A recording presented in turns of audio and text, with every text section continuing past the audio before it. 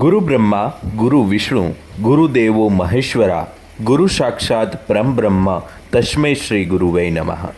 આજે ગુરુ પૂર્ણિમાનો અનેરો દિવસ અને આ દિવસ નિમિત્તે જૂનાગઢનો ગોરક્ષનાથ આશ્રમ હંમેશા માટે લોકોને યાદ આવે। ગોરક્ષનાથ આશ્રમમાં 365 દિવસ અહીં ભક્તોને ભોજન કરાવવામાં આવે છે। અહીં આવતા તમામ જે સાધુ સંતો છે તે પણ ખાલી હાથે પરત જતા નથી। જૂનાગઢના ગોરક્ષનાથ આશ્રમના મહંત શ્રી શેરનાથ બાપુ હાલમાં આ આશ્રમનું સંચાલન કરી રહ્યા છે। ત્યારે જીવનમાં ગુરુનું સ્થાન ક્યાં હોવું જોઈએ, ગુરુ કેવા હોવા જોઈએ અને શિષ્ય દ્વારા ગુરુની કેવી સેવા કરવામાં આવતી હતી અને પહેલાંના સમયમાં ગુરુ માટે શિષ્ય શું કરતા હતા, આવો શેરનાથ બાપુ પાસેથી સાંભળીએ।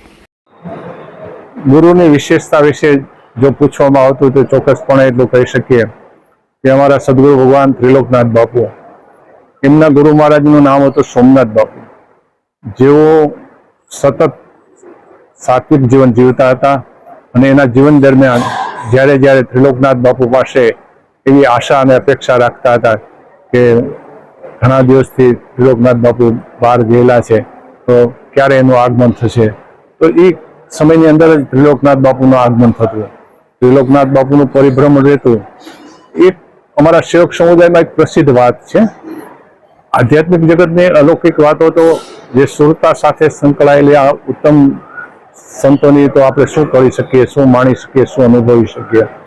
પણ એક વખત અમારા ગુરુ મહારાજે ત્રિલોકનાથ બાપુએ એમના ગુરુ મહારાજ સોમનાથ બાપુને પૂછ્યું, ગુરુજી શું આજે આપણે પ્રસાદ લેશો? એટલે કે આપણે કોઈ સારું એવું સાત્વિક ભોજન લેશો અને એને માટે અમારા ત્રિલોકનાથ બાપુ કાયમને માટે તત્પર રહેતા હતા। અને સોમનાથ બાપુએ એવું કીધું અમારા દાદા ગુરુએ કે ભાઈ પરવળનું શાક મને પસંદ છે। એટલે જુનાગઢમાં પરવળની ખરીદ કરવામાં ગયા, ત્રિલોકનાથ બાપુ મળ્યું નહીં, જેતપુરમાં ગયા, રાજકોટમાં ગયા, અમદાવાદમાં ગયા અને છેલ્લે 15 દિવસે મારી ભૂલ ન થતી કે અમારી આ વાત એક પ્રસિદ્ધ છે કે તેઓ શ્રી વડોદરાથી પરવળ લઈને 15 દિવસે આવ્યા અને ગુરુ મહારાજને પરવળનું શાકનો પ્રસાદ અપાયો। તો આ એક ગુરુ ભક્તિની પરંપરા રહી છે। કોઈ વિશેષતાનું પ્રદર્શન નથી, પણ ગુરુ સર્વોપરી છે, ગુરુ સર્વશ્રેષ્ઠ છે। આધ્યાત્મિક જગતના જીવો માટે તન મન અને ધન ગુરુના ચરણે અર્પણ હોય છે। તો આવો આપણી વિશેષતા નહીં પણ સમાજને આગવું ઊંઘુલી નિર્દેશ કરવા માટે આપણે એટલું ચોક્કસ કહી શકીએ કે સમયનો સારો ઉપયોગ કરવા માટે, યોગ્ય જીવન જીવવા માટે અને યોગ્ય મિત્રો અને યોગ્ય સત્સંગીઓ સાથે રહેવા માટે આપણે જો અટાણે કંઈ જીવનમાં કરવા જેવું હોય તો સમયનો સારો ઉપયોગ કરવો જોઈએ।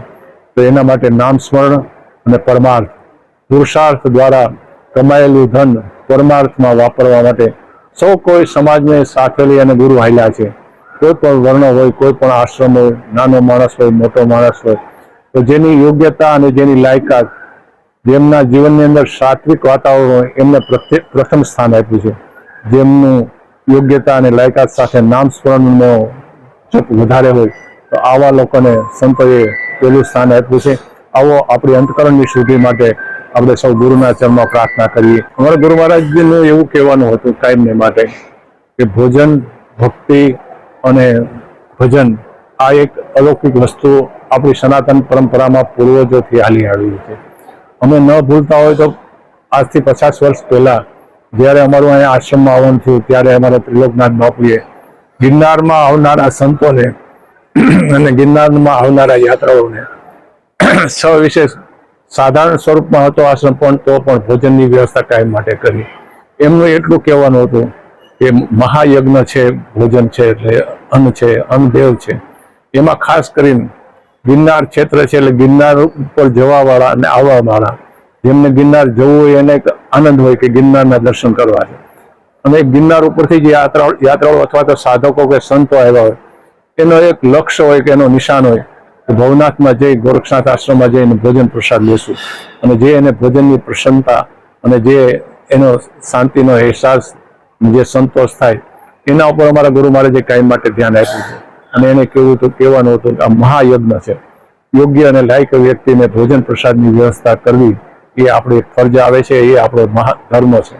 આમ શેરનાથ બાપુના જણાવ્યા અનુસાર 365 દિવસ અહીં અન્નક્ષેત્ર ચાલે છે તે પણ તેમના ગુરુ ત્રિલોકનાથ બાપુની દેન છે અને અત્યારે હાલમાં અહીં આવનાર દરેક શ્રદ્ધાળુ, યાત્રાળુ અને સંતોને ભાવભેર જમવાનું પીરસવામાં આવે છે, પ્રસાદી આપવામાં આવે છે અને અહીં કોઈ પણ સંત ખાલી હાથે જતા નથી. ત્યારે આજે ગુરુ પૂર્ણિમાના દિવસે આજે પણ શેરનાથ બાપુ તેમના ગુરુના આ ઉપદેશ અને વચનોને યાદ કરે છે અને દરેક વ્યક્તિને જીવનમાં સાત્વિક બનવા ઉપદેશ પણ આપે છે. આશિષ પરમાર, લોકલ 18, જુનાગઢ.